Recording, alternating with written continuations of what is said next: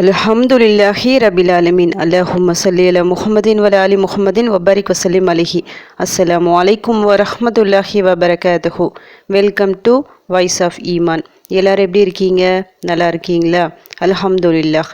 அல்லாஹ் சுப்ஹானஹு வ தஆலா உங்களுக்கு நீண்ட ஆயுளையும் ஆரோக்கியத்தையும் வழங்க வேண்டும் என்று துவா செஞ்சு ஆரம்பிக்கிறேன்.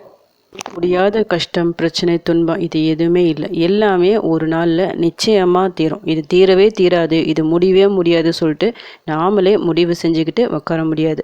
நாம் கேட்குற துவாக்கள் நிச்சயமாக நம்முடைய அந்த கஷ்டத்தை நீக்கும். துவா கேட்காம சும்மா அப்படியே உக்காந்தாதான் அந்த ஒரு துன்பம் நம்மக்கிட்ட அப்படியே நிலச்சி நிற்கும். அல்லாஹ் தான் பார்த்துருக்குறானே, நம்ம தொழுது தானே இருக்கிறோம், இந்த கஷ்டத்தை அவனே நீக்குவான் சொல்லிட்டு அப்படி விடக்கூடாது. எதுவாக இருந்தாலும் நீங்கள் வாயை திறந்து அவன்கிட்ட கேட்டதான் உதவி கேட்டதான் அவன் உதவி செய்வான். ஏன்னா அவன் எதிர்பார்க்குறான், தன்னுடைய அடியான் தன்கிட்ட கேட்கணும் சொல்லிட்டு எதிர்பார்க்குறான். அப்போது உங்கள் லைஃப்பில் பிரச்சனைகள் சின்னதாகட்டும் பெரியதாகட்டும் எதுவாக இருந்தாலும் சரி, அல்லாஹ்விடம் கையேறி துவா செஞ்சுக்கிட்டே இருங்க. நிச்சயமாக அந்த கஷ்டம் தீரும். சில கஷ்டங்களை பொறுத்த வரைக்கும் ரொம்ப நாளாக தொடர்ந்து போயிட்டே இருக்கும். நமக்கு ஒன்றுமே புரியாது. 5 வேளை தொழுகிறோம், அல்லாஹ்கிட்ட துவா கேட்குறோம், ஏன் இது சரியாக மாட்டேங்குதுட்டு. அந்த மாதிரி நேரங்களில் அல்லாஹ் குறிப்பிட்ட ஒரு நேரம் வச்சுருக்கிறான். இந்த நேரத்தில் நீங்கள் வாங்க, கண்டிப்பாக உங்கள் தேவைகளை நான் பூர்த்தி செய்கிறேன்னு சொல்லிட்டு அல்லாஹ்வே கொடுத்துருக்குறான். அந்த டைமில் போய் சரியாக நம்ம போய் கேட்டால் கண்டிப்பாக நம்முடைய தேவைகளை அல்லாஹ் உடனடியாக நிறைவேற்றி தருவான். அந்த நேரம் தான் தஹஜுத் நேரம். தஹஜுத் நேரத்தில் அல்லாஹ் சுப்ஹானஹு வ தஆலா கீழ் வானத்திற்கு இறங்கி வரான். பொதுவாக அல்லாஹ் மேல் வானத்தில் 7வது வானத்தில் தான் இருப்பான். 7வது வானத்திலிருந்து முதல் வானத்திற்கு, நமக்கு முன்னாடி இருக்குது பார்த்தீங்களா, அந்த முதல் வானத்திற்கு இறங்கி வரும் நேரம் தான் தஹஜுத் நேரம்.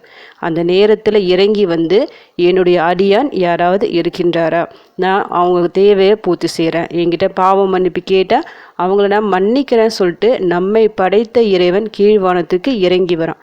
அதனால் லைஃப்பில் ரொம்ப கஷ்டங்கள் பிரச்சனைகள் தொடரும் போது, ரொம்ப பெரிய ஒரு காரியம் ஆக வேண்டி இருந்தால் கொஞ்சம் சிரமப்படாமல் அந்த டைமில் எழுந்துச்சு நீங்கள் தொழுது பாருங்கள். இன்ஷா அல்லாஹ் கண்டிப்பாக ஒரு விடிவு காலம் பிறக்கும். தஹஜுத் தொழுதுட்டு நீங்கள் அந்த நேரத்தில் துவா கேட்டுட்டு உங்கள் கஷ்டம் தீராமல் இருக்கவே இருக்காது.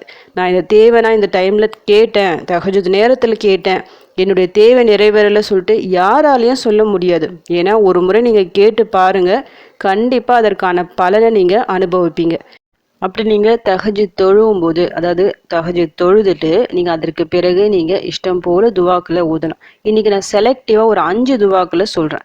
இந்த 5 துவாக்களை நீங்கள் கேட்டு பாருங்கள், நிச்சயமாக உங்களுடைய பெரிய தேவை நிறைவேறும். ரொம்ப ஒரு பிரச்சனை நீங்கள் மாட்டிட்டு இருக்கீங்கன்னா அந்த பிரச்சனையிலேருந்து அல்லாஹ் உங்களை வெளியே கொண்டு வருவான். அதில் முதலாவது விஷயம் தௌபா. அல்லாஹ் குறிப்பிட்ட அந்த நேரத்தில் என்ன சொல்கிறான், இந்த நேரத்தில் யாராவது இருக்கீங்களா, அடியான் இருக்கிறானா, அவன் பாவம் மன்னிப்பு கேட்டால் நான் அவனை மன்னிக்கின்றேன்னு சொல்லிட்டு முதல்ல பாவ மன்னிப்புக்கு தான் கேட்குறான் அல்லாஹ் சுப்ஹானஹு வ தஆலா. அப்போ ஃபஸ்ட்டு நாம் தௌபா தான் செய்யணும். அல்லாஹ்விடம் தௌபா செய்யும் போது உடனடியாக நம்முடைய பாவங்களை அவன் மன்னித்து விடுவான். நாம் செஞ்ச பாவங்கள் காரணமாக நிறைய பிரச்சனைகள் நம்மை சூழும், நிறைய சோதனைகள் வரும். அந்த நேரத்தில் நாம் துவா செய்யும் போது உடனடியாக அந்த மன்னிப்பு நமக்கு கிடைக்கும். மன்னிப்பு கிடைத்து விட்டாலே அடுத்தடுத்து நல்ல விஷயங்களாக நடக்கும். எந்த நேரத்தில் நம்ம தௌபா செஞ்சாலும் நிச்சயமாக அல்லாஹ் நம்முடைய தௌபாக்களை ஏற்றுக்கொள்வான். இருந்தாலும் இந்த தஹஜுத் நேரத்தில் நீங்கள் தௌபா செய்யும் போது இன்னும் சிறப்பாக இருக்கும். தௌபாவிற்கான துவாக்கள் நிறைய இருக்குது. அஸ்தகுஃபிருல்லா சொல்லிட்டு சிம்பிளாக அந்த ஒரு வார்த்தையை நீங்கள் சொன்னால் போதும். இல்லை நீங்கள் தமிழிலே கூட கேட்கலாம், யா அல்லாஹ் நான் அறிந்தோ அறியாமலோ ஏதாவது தவறுகள் செஞ்சுருந்தா என்ன மன்னிச்சிடு யா அல்லாஹ் சொல்லிட்டு அல்லாஹிடம் ஃபஸ்ட்டு நீங்கள் தௌபா செஞ்சுக்கிங்க. எத்தனை முறை வேணும்னாலும் கேட்கலாம், இத்தனை முறை சொல்லிட்டு கணக்கு இல்லை. இப்போ நீங்கள் அஸ்தகுஃபிருல்லா என்ற ஒரு வார்த்தையை மட்டும் நீங்கள் சொல்வதாக இருந்தால் ஒரு 100 முறை சொல்லிக்கிங்க. ஏன்னா ரொம்பலாம் உங்களுக்கு டைம் எடுக்காது. இல்லை நான் தமிழ்லேயே நான் சொல்லிக்கிறேன், இந்த மாதிரி என்னை மன்னிச்சிடு யா அல்லாஹ், நான் அறிந்தோ அறியாமலோ செய்த சிறு தவறுகளையும் பெரிய தவறுகளையும் மன்னிச்சிடு யா அல்லாஹ் சொல்லிட்டு நீங்கள் கேட்பதாக இருந்தால் ஒரு 3 முறை சொன்னால் கூட போதும். ஆனால் மனம் திருந்தி கேட்கணும். ஏதாவது தவறுகள் நீங்கள் செஞ்சுருப்பீங்கள்ல, உங்கள் உள்ளம் உறுத்தி கொண்டே இருக்கும். பர்டிகுலராக அந்த தவறு அல்லாஹ்விடம் சொல்லி தௌபா செய்யுங்க. அடுத்து 2வது சலவாத். நபி ஸல்லல்லாஹு அலைஹி வஸல்லம் அவர்கள் மீது அதிகமாக சலவாத் சொல்லணும். ஏன்னா அல்லாஹ் விரும்பக்கூடிய ஒரு அமல் இது. இப்போ தௌபா எப்படி அல்லாஹிற்கு பிடிச்ச ஒரு துவாவாக இருக்கின்றதோ அதே போல நபி ஸல்லல்லாஹு அலைஹி வஸல்லம் அவர்கள் மீது ஸலவாத் சொல்வது அல்லாஹிற்கு மிக விருப்பமான ஒரு காரியமாக இருக்கிறது. ஏன்னா அல்லாஹ் சுப்ஹானஹு வ தஆலா அல் குர்ஆனில் சொல்கிறான், மலக்குமார்களும் ஸலவாத் சொல்கிறாங்க, நானும் நபி மீது ஸலவாத் சொல்கிறேன், நீங்களும் சொல்லுங்க அப்படின்னு அல்லாஹ் சொல்கிறான். அல்லாஹ் எந்த ஒரு அமலையும் தான் செய்வதாக கூறவில்லை.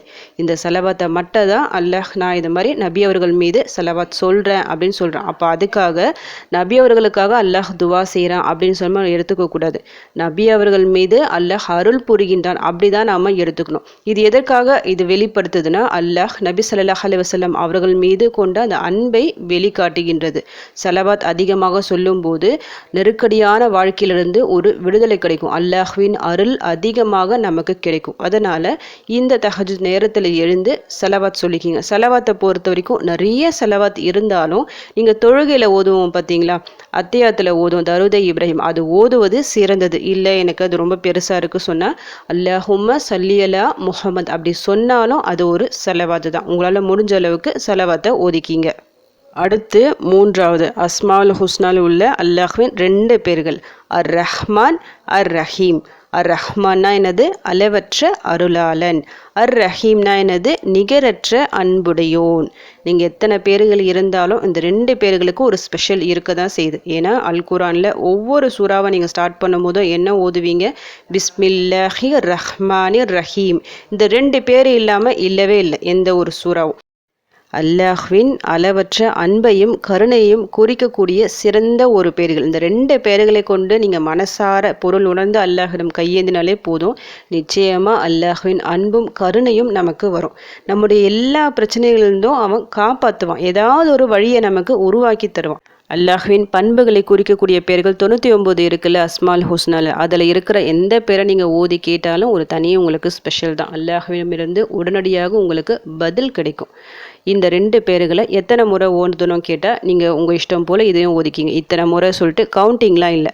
அடுத்து இன்னொரு பேரை நான் கூடுதலாக சொல்கிறேன், அதையும் சேர்த்து ஓதிக்கிங்க. அல் முஸ்தஆனு, உதவி தேடப்படுபவன்.